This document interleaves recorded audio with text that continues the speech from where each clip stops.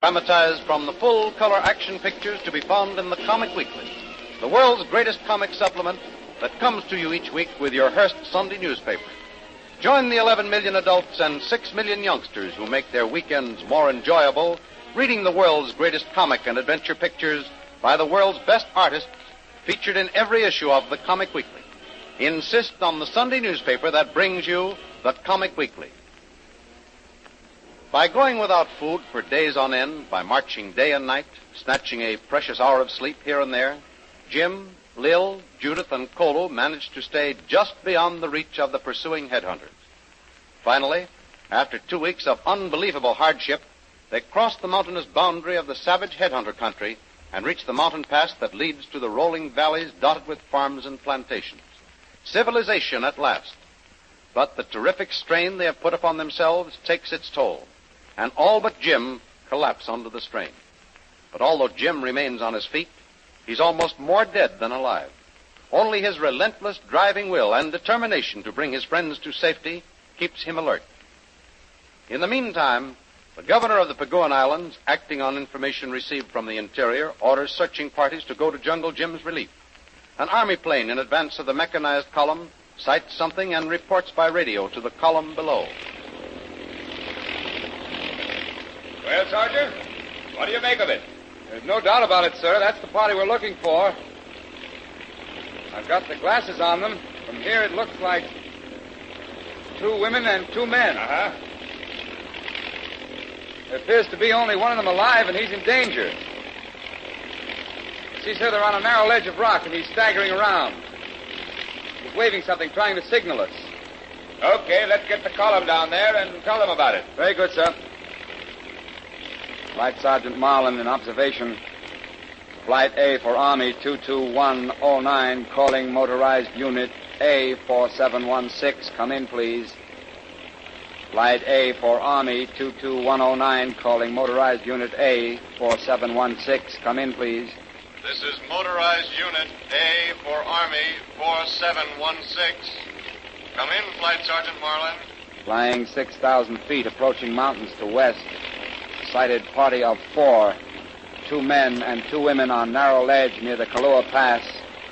1 man signaling us. Party apparently in danger. Suggest you proceed at all speed at once. Very good, Sergeant Marlin. Captain Fisher wants to know if you can identify the party as that of Jungle Jim Bradley. Come in, Sergeant. They answer roughly to the description given us. We will proceed to the pass and circle over the party. If we can get near enough, we'll signal him that we've sighted him. That is all. Come in, Unit A. We will advance full speed ahead. Expect to reach Kahlua Pass approximately 1 hour. We'll contact you then. That is all.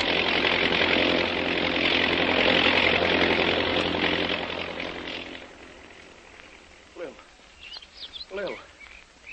Judith. Kolo, come to. We're saved. Lil. Oh, Lil. Lil, do you hear me? Lil, we're saved. What is it, Jim? What is it? What's happened? We're saved. Hmm? We're saved, Lil. There's an army plane overhead. Oh. I signaled and they saw me. They signaled back, and now there's an army car and soldiers coming to the pass. Oh, come on, Lil. We'll try to sit up.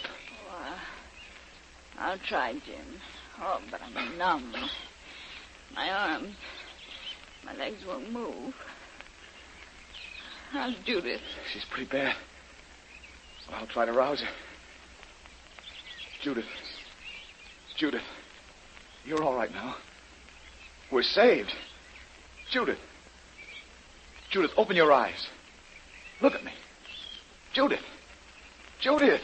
Oh, I'll be all right, Jim. I'll be all right. Don't you understand? We're saved. Soldiers are coming. What? They'll be here any minute. Judith, try to hang on. Pull yourself together. Yes, I'm all right, Jim. I can hear you. Oh, but I'm so tired. I want to sleep. Kolo. Kolo, come on. Try to get up. We're saved, I tell you. There's a rescue party coming. Kolo, try to get up on your feet again. Yes, Tuan. Kolo have sleep. Better now. Kolo, get up. Oh, that's the stuff, Kolo. We're going to be all right now. Look down the pass, Kolo. Soldiers are coming. See, Tuan. Kolo, stand up. All right now. Be a bit shaky, maybe.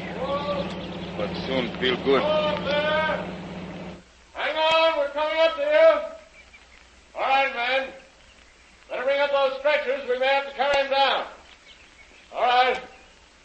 I'm Lieutenant Brophy of the governor's staff. You Jungle Jim Bradley? Yes, Lieutenant. Here's my party. They're all in pretty bad shape. The two girls are completely exhausted. Well, you look as though you're about to collapse yourself. We'll have you all nicely tucked away in hospital beds in no time. Let's sit down now. We'll take care of you. All right, hurry up with those stretchers. Take those ladies down and go easy. They're in bad shape. Now, you two men, help this chap. Sergeant, give me a hand here with Mr. Bradley.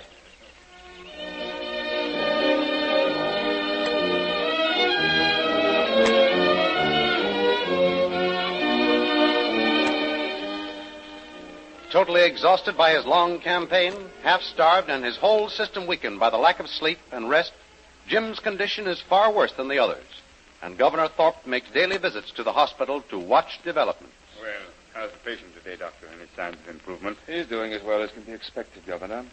His condition is far worse than the others. I'll keep you informed. Yes, I know that, but what I am really anxious about is his immediate condition. Is he out of danger? No, Governor, I can't say that. The heart and body can only stand so much. And although Bradley was probably as fine a specimen of physical fitness that one could see, the ordeal he's been through was enough to kill him.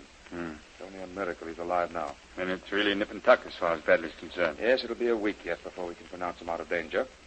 That is, if he responds to the treatment we're giving him. I have every hope that he will respond, but we can only wait and see. I hope so. And how are the other patients? Bradley's Hindu manservant responded very well. He's out of danger and coming along very well. So is Mr. Rill. Oh, she's in here if you'd like to drop in. Yes, I would by all means. And how is the other young lady? I'm glad you asked about her, Governor. Physically, she's doing better than any of them. Well. But I'm afraid her mental condition isn't of the best.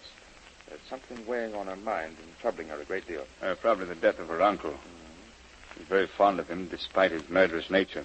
She's probably taking his death to heart now that the ordeal of escape is over. You may be right. But would that cause her to be seized with a mania to write letters? What do you mean, Doctor? Well, yesterday she asked for a pen, ink, and notepaper. We supplied it, and the nurse and attendant said she had made a dozen attempts to write a letter and never completed it. Each time she failed, she became visibly affected, cried a little. Well, that's strange. And perhaps Mr. Vrill will give us an answer. Until we can get to the cause of the trouble, I'm afraid it will retard her complete recovery. Yes, I see you. I'll drop in and see Mr. Vrill and talk it over. Do you mind if I drop in for a chat, Mr. Vrill? Mind? Well, I'd be delighted, Governor. Come over and sit down. Thank you. Well, you are beginning to look like your old self again, Mr. Vrill. I'm feeling very fit, thank you, Governor. That's fine. And if you have any influence with that doctor, you might get him to let me get up and move around in the sunshine. Oh, no. I wouldn't try to rush things if I were you, Mr. Vrill. How's Jim progressing, Governor? He's the one I'm worried about.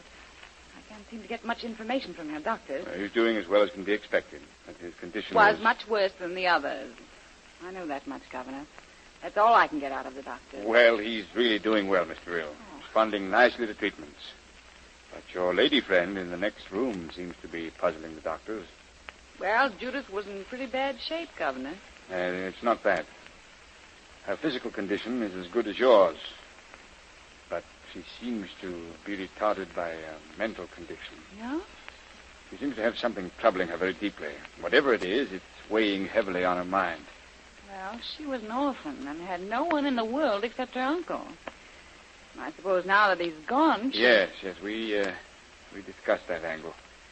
But the doctor dismisses it. Something else. Now, it can't be financial matters. I've looked into that. see, her uncle had quite a sizable fortune, and I've instructed the courts that she's to receive it all. Now, you've been close to her, Mr. Vail, so I thought perhaps you could tell us what's troubling Eleni.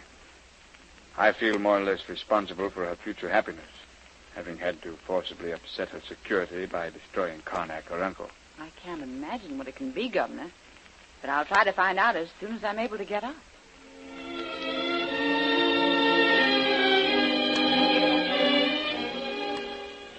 A little over a week later, Jungle Jim, still confined to an invalid's chair, is allowed to be moved out on the sun deck, where Lil, now completely recovered, is his constant companion. But Judith apparently has not completely recovered and is still confined to her room. She has been feverishly writing and destroying letters, but one day she completes the often attempted letter, and in the privacy of her room, reads it over softly in a broken voice. Dear Jim, when you read this, I shall be on my way to America. We met under tragic circumstances, and now that it is all over, I know that you will write about Uncle's death. I say farewell in this manner because it's the easiest way. You see, Jim, I have fallen in love with you. Goodbye, Judith.